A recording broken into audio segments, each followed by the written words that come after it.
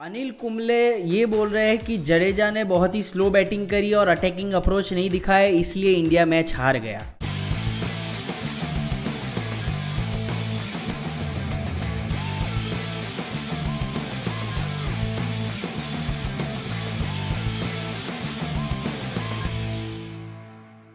Hello, welcome welcome welcome to the new video. और अगर आप यहाँ तक पहुँच ही गए हो तो आपको पता है क्या करना है। वीडियो को लाइक कर दीजिए और अगर चैनल को सब्सक्राइब नहीं किया है तो चैनल को सब्सक्राइब भी कर दीजिए। अब आज के वीडियो में हम बात करने वाले इंडिया वर्सेस इंग्लैंड का जो थर्ड टेस्ट मैच था लॉर्ड्स क्रिकेट ग्राउंड में, उसमें इंडिया क्या बेटर कर सकता था ताकि वो मैच जीत सकता था। तो सबसे पहली बात मुझे ये लगती है कि जो हमने पहली इनिंग में केएल राहुल ने जेमी स्मिथ का कैच ड्रॉप किया था, जब जेमी स्मिथ 5 रन पे थे तब वो कैच ड्रॉप हुआ था और उसके बाद जेमी स्मिथ ने 50+ रन्स बनाए। तो आई थिंक वो ड्रॉप हमको मैच का ओवरऑल कॉन्टेक्स्ट देखोगे तो बहुत भारी पड़ा कि वहाँ पे जेमी स्मिथ जल्दी आउट हो जाता तो इंग्लैंड के 387 रन्स भी नहीं बनते और जल्दी आउट हो जाता, उनके टेल एंडर्स भी ज़्यादा रन नहीं बना पाते। तो आई थिंक वो एक हमको बहुत बड़ी चीज़ भारी पड़ी। उसके बाद अगर देखेंगे तो इंडिया की बैटिंग, इंडिया का टॉप ऑर्डर जो नहीं चला, पहली इनिंग में इतने अच्छे रन्स नहीं बनाए टॉप ऑर्डर ने। अगेन जायसवाल आए, उन्होंने क्विक फायर 12-13 रन बनाए और आउट हो गए। उसके बाद करुण नायर को इतने मौके मिले और वो सेट हो चुके थे, 40 रन्स बना चुके थे। उसके बाद अगर आप ऐसे आउट हो जाते हो तो वो बहुत ही ज़्यादा बुरी बात है कि इतना सेट होने के बाद अगर आपका नंबर 3 बैटर ऐसी कंडीशंस में जहाँ पे बैटिंग थोड़ी इजी हो गई थी सेकेंड डे पे, वहाँ पे रन बना सकता था, वो रन उसने नहीं बनाए और उसके ड्यू थे। ऐसा नहीं था कि करुण नायर ने पहली 2 टेस्ट मैच में बहुत सारे रन्स बनाए हैं तो चलेगा, इस मैच में रन नहीं बनाए तो इस टेस्ट मैच में उनको रन बनाने थे और वहाँ फेल हुए।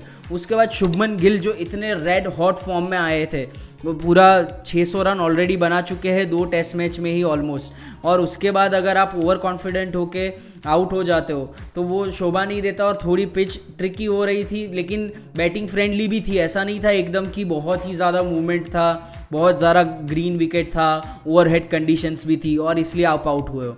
नहीं, आप अपने ओवर कॉन्फिडेंस में आउट हुए हो। तो आई थिंक वो बहुत बड़ा फैक्टर था कि हमारे टॉप ऑर्डर के बिल्कुल भी रन नहीं आए, क्योंकि उसके बाद आपका केएल राहुल और ऋषभ पंत ने काफ़ी अच्छी बैटिंग करी और हमको दिखाया कि अगर आप थोड़ा टाइम पिच पे रहोगे तो आप रन कर सकते हो, लेकिन वो टॉप ऑर्डर ने नहीं किया। उसके बाद जो गलती मुझे लगी कि केएल राहुल और वो ऋषभ पंत का जो मिक्सअप हुआ और ऋषभ पंत रन आउट हुए, सबसे बड़ा टर्निंग पॉइंट एक वही था जो आई थिंक लगा मुझे कि वो गेम पूरा इंग्लैंड की साइड ले गया और आई थिंक उसने वो खेल ही ख़राब कर दिया पूरा। क्योंकि वहाँ पे ऐसा लग रहा था कि ऋषभ पंत और केएल राहुल एकदम लॉक्ड इन है और वो बहुत ही अच्छी पार्टनरशिप करेंगे और दोनों सेंचुरी बना देंगे और इनफैक्ट ज़्यादा 150-200 का रन भी कर सकते हैं दोनों बैटर्स, वैसे खेल रहे थे। और वहाँ वो greed of completing the century before the lunch break, वो खाया, शायद ऋषभ पंत का विकेट खा गया। और वहाँ जैसे ही ऋषभ पंत आउट हुआ, वहाँ पे इंग्लैंड का वो एक मनोबल भी हाई हो गया कि भाई अब तो हम जीत ही जाएंगे या अब तो हम विकेट्स गिरा सकते हैं और गेम में वापस आ सकते हैं। और आई थिंक उसके बाद भी आप देखोगे कि फर्स्ट इनिंग्स में लोअर ऑर्डर ने इतना ज़्यादा कंट्रीब्यूट ही नहीं किया जितना उनको करना चाहिए था। और वो जो स्कोर हम सोच रहे थे इवन आफ्टर ऋषभ पंत का विकेट गिरा कि वो स्कोर हमारा 450 तक भी जा सकता है, वो 70-80 का लीड मिल सकता है, वो नहीं किया क्योंकि लंच के तुरंत बाद केएल राहुल ने सेंचुरी तो कंप्लीट करी पर उसके बाद अपनी विकेट फेंक दी और वो बैटिंग कोलैप्स एक तरीके से बोलेंगे कि उतने ज़्यादा रन ही नहीं बने लंच के बाद और हम ऑल आउट हो गए। तो आई थिंक वो भी एक बहुत बड़ी गलती थी कि फर्स्ट इनिंग्स की लीड लेने का आपके पास मौका था, वो आपने गवा दिया और लीड नहीं ली।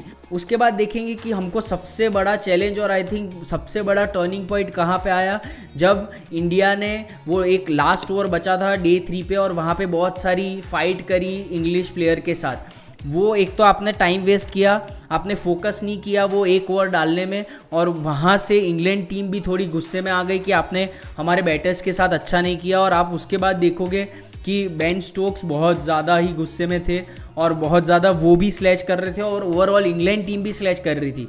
और ब्रेंडन मैकुलम जो ज़्यादा भाव देते नहीं हैं, वो चिल रहते हैं, अपना ड्रेसिंग रूम में बैठे होते हैं, वो वहाँ ड्रेसिंग रूम बालकनी से स्लैच कर रहे थे और बोल रहे थे प्लेयर्स को कि इनको स्लैच करो।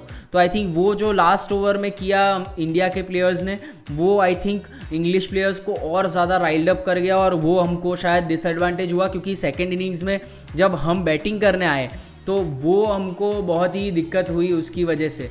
और उसके बाद अगर टर्निंग पॉइंट देखोगे तो हमको सेकेंड इनिंग्स की जो अंपायरिंग थी जब हम बॉलिंग कर रहे थे, क्योंकि पहली जो स्पेल डाली थी बुमराह और सिराज ने, उसमें इतनी अनप्लेएबल डिलीवरीज थी, इतने एलबीडब्ल्यू शाउट्स थे, लेकिन विकेट्स हमको नहीं दिखे उतने। सिराज ने 2 विकेट ज़रूर लिए, पर वहाँ पे हो सकता था कि अगर अंपायर्स कॉल के डिसीजन हमारी फेवर में आ जाते तो वो शायद वहाँ 2 की जगह 5 विकेट हो सकते थे और शायद इंग्लैंड हो सकता था 150 के स्कोर पे ऑल आउट हो जाता, तो वो इंडिया के लिए सही हो जाता। तो आई थिंक एक वो बहुत बड़ा फैक्टर था जो हमको एक मिस कर गया। और उसके बाद आ जाता है इंडिया की सेकेंड इनिंग्स की बैटिंग पे। वहाँ पे अगेन आपका टॉप ऑर्डर फेल होता है और क्रम्बल कर जाता है लिटरली, मतलब वो जो स्लेजिंग और वो प्रेशर था उसमें क्रम्बल कर गए इंडिया के बैटर्स और कैसे आउट हुए। मतलब शुभमन गिल का विकेट आप देखोगे तो ऐसा लग रहा था कि पूरे अनसेटल हो चुके हैं स्लेजिंग की वजह से, और वहीं वो आउट हो गए। और उसके बाद जब आपकी इतनी सारी विकेट्स गिर गई है और डे 5 पे आप आ गए हो, तो आपको लगता है कि यार यहाँ पे अभी भी जीतने का चांस है। पर आपने इंग्लिश टीम को इतना ज़्यादा प्रोवोक कर दिया है, वो इतने एग्रेसिवली आ रहे हैं। और उसके बाद डे 5 का सबसे बड़ा टर्निंग पॉइंट था कि ऋषभ पंत का आउट होना। वो आर्चर ने जो बॉल डाला और वो जैसे ही ऋषभ पंत की विकेट गिरी, आई थिंक सबकी एक थी दिमाग में ख्वाहिश कि इंडिया जीत जाए, शायद वो आधे हो चुके थे चांसेस, क्योंकि ऋषभ पंत एक प्लेयर थे जो वो गेम को बहुत ही शॉर्ट टाइम पीरियड में ही चेंज कर सकते थे। वो मतलब क्विक फायर 40 रन या 50 रन बना देते तो वो गेम हमारे हाथ में होता। पर वो जैसे आउट हुए वो बहुत ही ज़्यादा मुश्किल टास्क हो गया था। और उसके बाद बैक टू बैक विकेट्स गिरे केएल राहुल और सुंदर के, तो वो भी हमको ज़्यादा इशू कर गया, अफेक्ट कर गया। और वहाँ पे मुझे लगा कि थोड़ा गंभीर और गिल का स्ट्रेटजी भी गलत हुआ। आप वहाँ पे सुंदर को क्यों भेजो, आप नीतीश रेड्डी को भेजिए। भले ही वो कॉन्फिडेंस उसका कम है, लेकिन वो राइट लेफ्ट कॉम्बिनेशन चलता रहता। आपने 2 लेफ्टी को भेजा और सुंदर वैसे भी टारगेट पे था इंग्लिश टीम के, और इसी वजह से वो इतना जल्दी आउट हुआ है कि मतलब ऐसा लगा कि आया है और गया है, और वो विकेट हमको भारी पड़ गए। और उसके बाद हमारे लोअर ऑर्डर ने काफ़ी अच्छा कंट्रीब्यूशन किया, काफ़ी अच्छा गेम लेके गए, और जडेजा ने कितनी ब्रिलियंट इनिंग खेली है। उसके बाद इंडिया के एक्स प्लेयर्स अनिल कुंबले बोल रहे हैं कि जडेजा ने अटैकिंग क्रिकेट नहीं खेला और ट्राई नहीं किया इसलिए हम नहीं जीते। ये कौन सा तुक बनता है? मतलब जडेजा ने इतना कोशिश किया है, आपको इतना नज़दीक लेके गया। जस्ट इमेजिन कि जडेजा जब 80-90 रन इंडिया के बचे थे जीतने के लिए, तब एक शॉट खेलते हुए अगर आउट हो जाता, तो क्या आप लोग जडेजा को ऐसा नहीं बोलते कि आप जडेजा को थोड़ा संभाल के खेलना चाहिए था, स्ट्राइक रोटेट करना चाहिए था, 1-1, 2-2 रन करके जितना जा सकते थे टारगेट के पास वैसा करना चाहिए था, यही बोला जाता। पर अब जडेजा ने जब वो चीज़ करी कि 1-1 रन लेके वो कम करता गया, तो अब ये बोल रहे कि अटैकिंग क्रिकेट खेलनी चाहिए। मतलब इंसान कुछ भी कर लेगा, ये लोग कभी भी खुश नहीं होंगे। मुझे तो नहीं लगा कि जडेजा को अटैकिंग क्रिकेट खेलनी चाहिए थी। उसको जब लगा तब उसने वो उसको छक्का भी मारा, क्योंकि वहाँ पे अगर जडेजा आउट हो जाता तो वो गेम वहीं ख़त्म हो जाता। तो जडेजा ने जिस हिसाब से बैटिंग करी, आई थिंक अंडर प्रेशर इतनी स्लेजिंग और उसके बाद भी इतनी बढ़िया बैटिंग करी है कि उसका कोई आंसर ही नहीं है, कोई आर्ग्यू कर ही नहीं सकते हो। One of the best knocks of Ravindra Jadeja in Test cricket, क्योंकि जडेजा के डोमेस्टिक में 300 है और उसके अलावा जडेजा की सेंचुरीज भी है टेस्ट क्रिकेट में। पर उससे ज़्यादा आई थिंक ये इनिंग थी जो one of the best innings थी। मतलब इतना pressure, Lord's Test match, last day, आपकी विकेट्स गिर चुकी है, आप टेल एंडर्स के साथ बैटिंग कर रहे हो, आप इतनी अच्छी बैटिंग कर रहे हो। तो आई थिंक जडेजा ने बहुत ही ज़्यादा अच्छी बैटिंग करी थी। और ये जो सारा क्रिटिसिज्म है टुवर्ड्स जडेजा वो बहुत ही गलत है मेरे हिसाब से। ये जो सारे पॉइंट्स है वो एक टर्निंग पॉइंट्स की तरीके से मैं मानता हूँ कि यहाँ पे अगर इंडिया थोड़ा कुछ अच्छे से खेलता या कुछ समझदारी से खेलता तो हो सकता था ये इंडिया टेस्ट मैच जीत सकता था। तो अगर ये वीडियो आपको अच्छा लगा हो तो लाइक करिए, शेयर करिए, और ये चैनल को सब्सक्राइब नहीं किया है तो सब्सक्राइब भी कर दीजिए।